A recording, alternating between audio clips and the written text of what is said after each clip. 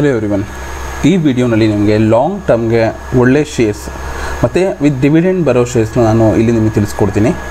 So ನಿಮಗೆ ಈ ಪಿಕ್ಚರ್ನ ನೋಡಿದ ತಕ್ಷಣ ನಿಮ್ಗೆ ಆಲ್ರೆಡಿ ಗೊತ್ತಾಗಿರುತ್ತೆ. ಬಟ್ ಈ ಶೇರ್ಸ್ ಬಗ್ಗೆ ನಾವು ತಿಳ್ಕೊಳ್ಳೋದಾದರೆ, ಸೊ ವೇದಾಂತ ಶೇರ್ಸ್ ಬಂದು ಸೊ ನೀವು ಅಬ್ಸರ್ವ್ ಮಾಡ್ಬೋದು ನೋಡಿ. ಈ ಶೇರ್ ನಾನು 6 ಮಂತ್ಸ್ಗೆ ಓವರ್ವ್ಯೂ ತೊಗೊಂಡಿದ್ದೀನಿ ನೋಡಿ. ಕಂಟಿನ್ಯೂಸ್ ಆಗಿ ರೈಸ್ ಆಗಿದೆ. ಅಂದರೆ ನಿಮಗೆ ಅಕ್ಟೋಬರ್ ನವಂಬರ್ ಕಂಪೇರ್ ಮಾಡಿದ್ರೆ 2023, ಸೊ ರೀಸೆಂಟಾಗಿ ಕೂಡ ನೋಡಿ ಜನವರಿ ಫೆಬ್ರವರಿ ಮಾರ್ಚಲ್ಲಿ ಕೂಡ ನಿಮಗೆ ಅರೌಂಡ್ 270, 260, 250 ಇತ್ತು.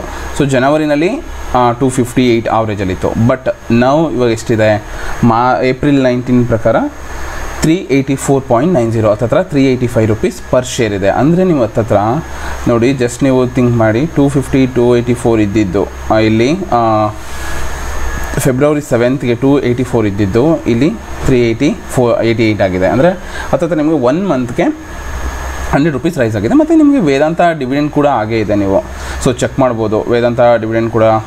ಸೊ ಲೈಕ್ ನಮ್ಗೆ ಆಲ್ರೆಡಿ ಪ್ರೀವಿಯಸ್ ವೀಡಿಯೋನಲ್ಲಿ ಅಪ್ಡೇಟ್ ಮಾಡಿದ್ದೆ ನಾನು ಇದ್ರ ಬಗ್ಗೆ. ಸೊ ನೀವು ವೇದಾಂತ ಅದನ್ನು ನೋಡಿದ್ರು ನಿಮ್ಗೆ ಗೊತ್ತಾಗುತ್ತೆ ನೋಡಿ. ವೇದಾಂತ ಡಿವಿಡೆಂಡ್ ಹಿಸ್ಟ್ರಿ ನೋಡಿದ್ರೆ ನಿಮಗೆ ಇಲ್ಲಿ ಗೊತ್ತಾಗುತ್ತೆ ಈಸಿಯಾಗಿ ನೋಡಿ. ಲಾಸ್ಟ್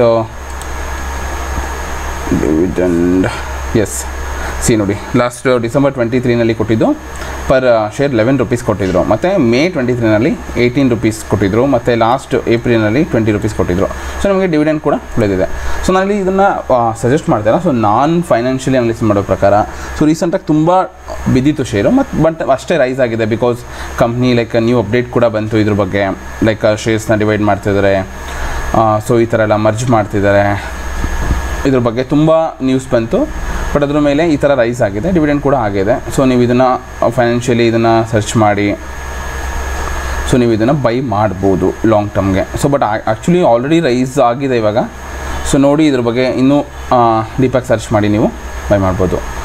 ಸೆಕೆಂಡ್ ಒನ್ ಬಂದು ನೋಡಿ, ಡೆಲ್ಲಿ ಸಿಸ್ಟಮ್ ಲಿಮಿಟೆಡ್, ಇದು 289. ಸೊ ನೀವು ಅಬ್ಸರ್ವ್ ಮಾಡ್ಬೋದು ಈ ಶೇರು. ಸೊ ಲಾಸ್ಟ್ 6 ಮಂತ್ಸಲ್ಲಿ ಕೂಡ ರೈಸ್ ಆಗಿದೆ ಆಲ್ಮೋಸ್ಟ್ ಕಂಪೇರ್ ಮಾಡಿದ್ರೆ.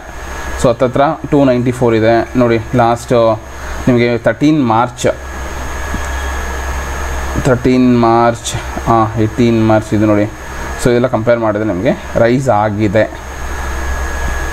ಸೊ ಇದು 1 ಇಯರ್ಗೆ ಕಂಪೇರ್ ಮಾಡಿದರೆ ನೋಡಿ ಕಂಪ್ಲೀಟ್ ರೈಸ್ ಆಗಿದೆ ನಿಮಗೆ. ಮಾರ್ಚಲ್ಲಿ ಇದ್ದಿದ್ದಕ್ಕೂ ಮತ್ತು ಈ ಮಾರ್ಚ್ಗೂ ತುಂಬ ರೈಸ್ ಆಗಿದೆ.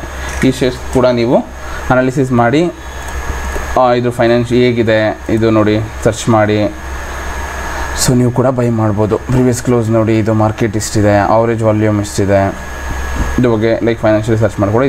ಇದನ್ನು ಬೈ ಮಾಡ್ಬೋದು.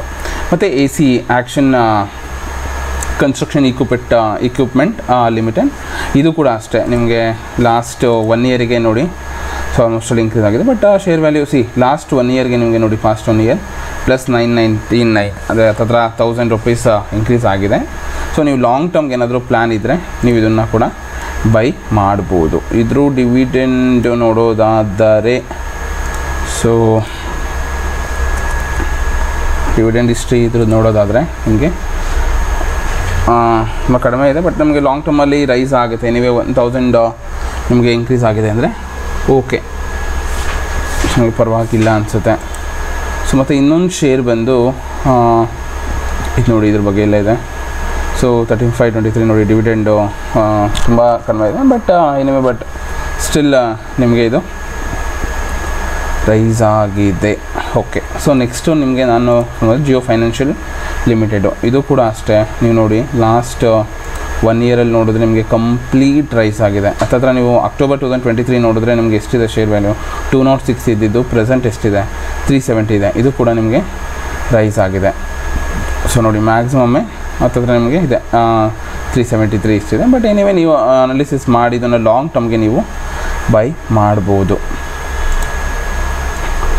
ಸೊ ರಿಲಯನ್ಸ್ ಇಂಡಸ್ಟ್ರಿ ಎನಿವೇ ಇದು ಕೂಡ ಸೊ ನಾರ್ಮಲಿ ಹತ್ತತ್ರ ನಿಮಗೆ ನೋಡಿಕೊಂಡ್ರೆ, ಅಂದರೆ ಕೋವಿಡ್ ಟೈಮ್ ಬಿಟ್ಟು ನೋಡಿದ್ರೂ ನಿಮಗೆ ರೈಸ್ ಆಗಿದೆ. ಸೊ 23 ಅಕ್ಟೋಬರಲ್ಲಿ ಎಷ್ಟಿದ್ದು 2002 ಇದ್ದಿದ್ದು 2900, ಹತ್ತತ್ರ 900 ಜಾಸ್ತಿ ಆಗಿದೆ ನೋಡಿ. ಫಸ್ಟ್ 1 ಇಯರಲ್ಲಿ 597 ಇನ್ಕ್ರೀಸ್ ಆಗಿದೆ. ಇದು ಲಾಂಗ್ ಟರ್ಮ್ಗೆ ನೀವು ಬೈ ಮಾಡ್ಬೋದು. ಬಟ್ ಎನಿವೇ ನೀವು ಬೈ ಮಾಡೋದಕ್ಕಿಂತ ಮುಂಚೆ ಇದ್ರ ಬಗ್ಗೆ ತಿಳ್ಕೊಂಡು financially search like financial anyway all related like result ಹೇಗಿದೆ, ರಿಸಲ್ಟ್ ಬಂತಾ, ಸೊ ನೆಟ್ ಪ್ರಾಫಿಟ್ ಹೇಗೆ ರೈಸ್ ಆಗಿದೆಯಾ ಅಥವಾ ಡ್ರಾಪ್ ಆಗಿದೆಯಾ, ಕ್ವಾರ್ಟರ್ಲಿ ರಿಸಲ್ಟ್ ಏನಿದೆ, ಪ್ರತಿಯೊಂದು ಸರ್ಚ್ ಮಾಡಿ ನೀವು ಇದು ಮಾಡ್ಬೋದು.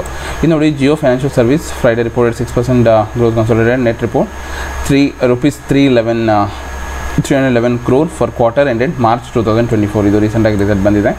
It was 294 crores preceding December quarter consultation revenue flat 418 crore against 414 crore previous quarter. ಇಷ್ಟಿದೆ ನೋಡಿ. ಇದ್ರ ಬಗ್ಗೆ ನೀವು ಸರ್ಚ್ ಮಾಡಿ ಇದ್ರ ಬೇಸ್ ಮೇಲೆ ಕೂಡ ನೀವು ಲಾಂಗ್ ಟರ್ಮ್ಗೆ ತೊಗೋಬೇಕಾ ಬೇಡವಾ ಅನ್ನೋದು ನೀವು ಡಿಸೈಡ್ ಮಾಡ್ಬೋದು. ಸೊ ಇವಾಗ ಇವತ್ತಿನ ಈ ಶೇರಲ್ಲಿ ಅಂದರೆ ಒಂದು ಎಕ್ಸಿಕಾಮು ಟೆಲಿಸಿಸ್ಟಮ್ಮು, ಇನ್ನೊಂದು ರಿಲಯನ್ಸ್ ಇಂಡಸ್ಟ್ರೀಸ್ ಮತ್ತು ವೇದಾಂತನ ಸೊ ನಾನು ತಿಳಿಸ್ಕೊಟ್ಟಿದ್ದು. ವೇದಾಂತ ಬಗ್ಗೆ ನಿಮ್ಗೆ ಇಂಟ್ರೆಸ್ಟ್ ಇದ್ದರೆ ನೀವು ಮಾಡ್ಬೋದು. ಸೊ ಇದ್ರ ಜೊತೆ ಟಾಟಾ ಸ್ಟೀಲ್ ಕೂಡ ಅಷ್ಟೇ. ಸೊ ಟಾಟಾ ಸ್ಟೀಲ್ ಅದು ಕೂಡ ತುಂಬ ಚೆನ್ನಾಗಿ ರೈಸ್ ಆಗಿದೆ. ನೀವು ಎಕ್ಸಾಂಪಲ್ ಲಾಸ್ಟ್ ಇಯರ್ ನೋಡಬೇಕು ನೀವು ಹತ್ತಿರ 100 ಇದ್ದಿದ್ದು ಇವತ್ತು ಪ್ರೆಸೆಂಟ್ ನಿಮಗೆ 160ವರೆಗೂ ರೈಸ್ ಆಗಿದೆ. ಸೊ ಇದು ಕೂಡ ಮಾರ್ಕೆಟ್ ಪಲ್ಲೆ ಇದೆ. ಸೊ ನೀವು ಬೈ ಮಾಡಿ ಲಾಂಗ್ ಟರ್ಮ್ಗೆ ಏನಾದರೂ ಬೈ ಮಾಡೋ ಒಂದು ಪ್ಲ್ಯಾನ್ ಇದ್ದರೆ ನೀವು ಇದನ್ನು ಕೂಡ ರೆಫರ್ ಮಾಡ್ಬೋದು. ಟಾಟಾ ಸ್ಟೀಲ್, ವೇದಾಂತ ಮತ್ತು ಇದು ಯಾರನ್ನೂ ಇದು ಬೈ ಮಾಡೋದಕ್ಕೆ ನಾನು ಇದು ಮಾಡ್ತೀನಿ. ಬಟ್ ಇದ್ರ ಬೈ ಮಾಡೋಕ್ಕಿಂತ ಮುಂಚೆ ಇದನ್ನು ನೀವು ಅನಾಲಿಸಿಸ್ ಮಾಡಿ ತೊಗೋಬೇಕಾ ಬೇಡವಾ ಲಾಂಗ್ ಟರ್ಮ್ಗೆ, ಮತ್ತು ಡಿವಿಡೆಂಡ್ ಯಾವ ಥರ ಇದೆ, ಕಂಪನಿ ಸಿಚುವೇಷನ್ ಯಾವ ಥರ ಇದೆ, ಸೊ ಇದನ್ನೆಲ್ಲ ನೀವು ಅನಾಲಿಸಿಸ್ ಮಾಡಿ ಶೇರ್ಸ್ನ ಬೈ ಮಾಡಿ. ಸೊ ಇದು ಜಸ್ಟ್ ಎಜುಕೇಷನ್ ಪರ್ಪಸ್ಗೆ, ನಾಲೆಡ್ಜ್ಗೆ, ಯಾವುದೇ ರೀತಿ ನಾನು ಬೈ ಮಾಡಿ ಅಂತ ಸಜೆಸ್ಟ್ ಮಾಡ್ತಾ ಇಲ್ಲ. ಸೊ ಏನೇ ಬೈ ಮಾಡೋದಕ್ಕಿಂತ ಮುಂಚೆ ನೀವು ಅನಾಲಿಸಿಸ್ ಮಾಡಬೇಕು. ಸೊ ನಾನು ವೇದಾಂತನ ಲಾಸ್ಟ್ ಇಯರ್ ತೊಗೊಂಡಿದ್ದು, ಬಟ್ ಮಾರ್ಕೆಟ್ ತುಂಬ ಚೆನ್ನಾಗಿ ರೈಸ್ ಆಗಿದೆ. ಸೊ ಎನಿವೇ ನೀವು ಆ ಥರ ಅನಾಲಿಸಿಸ್ ಮಾಡಿ ತೊಗೋಬೇಕು ಅನ್ನೋದು ಇದು. ಸೊ ಇದೇ ಥರ ಹೆಚ್ಚಿನ ವೀಡಿಯೋಗಳಿಗಾಗಿ please subscribe my YouTube channel. Thank you.